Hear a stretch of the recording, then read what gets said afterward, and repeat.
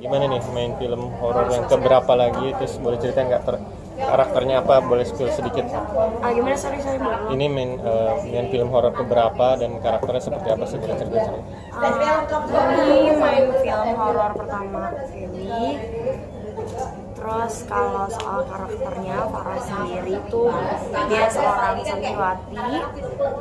Dia besar mungkin nggak lahir dari anak ustadz ataupun ustazah, tapi dia dibesarkan oleh Abi Irfan tuh dia seorang pemimpin pondok pesantren. Dia jadi sangat dekat sekali dengan nilai-nilai Islami yang diajarkan sama Abi dari kecil.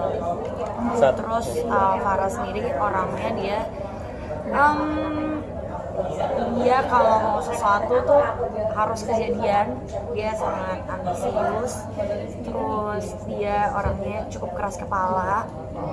Kadang kalau dibilangin orang kayak enggak, dia tetap percaya apa yang dia lihat dan dia rasakan. Terus Farah ini agak sedikit naif karena dia sendiri tinggal dan tumbuh di lingkungan pesantren yang kebetulan pesantrennya juga di daerah kabupaten, jadi tidak terlalu banyak terekspos sama dunia luar gitu. Jadi kadang untuk membaca tanda-tanda yang diberikan sama semesta, sama Tuhan, bahwa misalnya ini tidak baik atau ini baik atau si ini gak baik, itu tuh agak kurang bisa. Maksudnya dia bisa selalu melihat orang tuh dari sisi baiknya. Tapi untuk pendalaman karakter atau risetnya sendiri seperti apa sih? Untuk risetnya sendiri lebih ke arah soal santriwati, karena kan aku sendiri tidak pernah tinggal di lingkungan pesantren. Terus juga dari segi kostum juga gesture, maksudnya terus juga tingkah laku santriwati sama orang biasa itu kan berbeda. Itu yang aku coba cari tahu. Terus apalagi yang untuk wanita yang baru menikah juga gimana cara nge-treat suami, cara melayani suami. Tapi ada same time kan Farah sendiri masih baru, jadi masih belajar juga. Tadi dulu kan lebih sering main sinetron, sekarang lebih seringnya film. Mungkin apa sih tak perbedaannya sinetron sama film? Perbedaannya sinetron sama film dari segi pre-productionnya kali ya, itu yang nggak pernah aku dapetin di sinetron gitu. Karena kan kalau film pre-productionnya cukup lama, ada sesi reading, latihan dulu, terus abis itu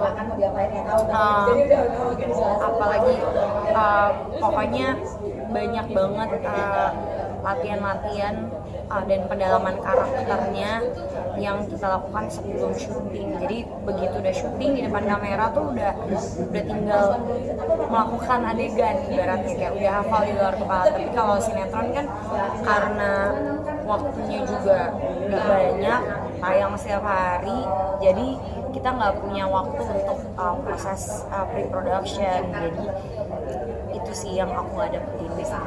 Ini kan horor pertama ya. Ini saat menerima ini ada perasaan mikir dulu atau oke, langsung terima, atau nanya-nanya ke keluarga atau gimana? Dari awal emang aku pengen mencoba genre-genre yang belum pernah aku coba sebelumnya.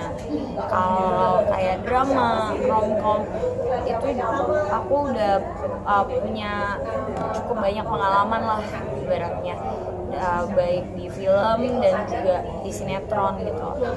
Tapi kalau untuk horor sendiri aku kan belum punya banyak pengalaman. Nah, that's why aku memang tertantang banget dan memang mencari genre-genre yang belum pernah aku explore sebelumnya. Jadi begitu ditawarin aku memang udah aku mau gitu. Apalagi ditambah pas ditawarin tahu judulnya tuh sangat catchy very provocative. Terus habis itu setelah tahu sinopsis dan juga jalan ceritanya, aku makin kayak wow, seru sekali ya. Dan Referensi kamu untuk memainkan film horor, aktor atau aktris yang kamu referensi atau sebelum mau main film horor? Sebelumnya? Sebenarnya nggak ada kayak benar-benar satu aktor atau aktris sih, lebih ke arah aku banyak cari referensi film horor karena sebenarnya aku sendiri bukan penikmat sejati film horor gitu. Aku tuh penakut banget. Fun fact, aku tuh penakut banget kalau misalnya kayak ke kamar mandi, ke tempat yang belum pernah aku datengin sebelumnya, itu aku harus ditemenin orang, kalau enggak aku nggak berani gitu, soalnya orangnya parnoan. Jadi untuk sebenarnya nonton film horor aku nggak terlalu sering, jadi sebenarnya referensi aku nggak terlalu banyak. Jadi aku sebelum syuting aku ya banyak explore tentang film horor, terus misalnya untuk yang adegan-adegan kesurupan gitu. Tapi sekarang jadinya film horor. Mungkin gimana sih adaptasinya atau enggak kayak menghilangkan rasa takutnya sendiri gimana sih? Untungnya kan aku membuat film horor ya, bukannya lagi jurit malam, jadi kita bukan dokumenter nyari hantu ya. Jadi horornya itu kan semua orang ada di depan kamera, kayak orang rame, jadi ya aku nggak ketakutan sih. Atau after dari syuting kan biasanya kayak masih ada tuh hawa-hawanya kan. Atau ada kejadian mistis di sana? Nah untungnya kita nggak ada kejadian mistis sama sekali sih, yang horor-horor gitu nggak ada. Mungkin karena kita juga ngejalaninnya nggak gimana-gimana banget tentunya, walaupun ada beberapa tempat yang memang horor beneran, tapi kayak kita mengikuti protokol yang ada, ya maksudnya nggak macem-macem lah, kayak nggak banyak-banyak teriak-teriak, nggak ini itu, jadi ya alhamdulillah sih aman-aman aja. Ada tips nggak sih Kak mungkin untuk orang-orang yang sama kayak kakak nggak begitu suka dengan horor gitu, terus biar ada keberaniannya itu seperti apa? Menurut aku mungkin kalau yang film Wanita Ahli Neraka sendiri nggak cuma sekedar horor digangguin hantu aja, tapi menurut aku layernya banyak sekali, dan isu yang diangkat juga sangat relevan.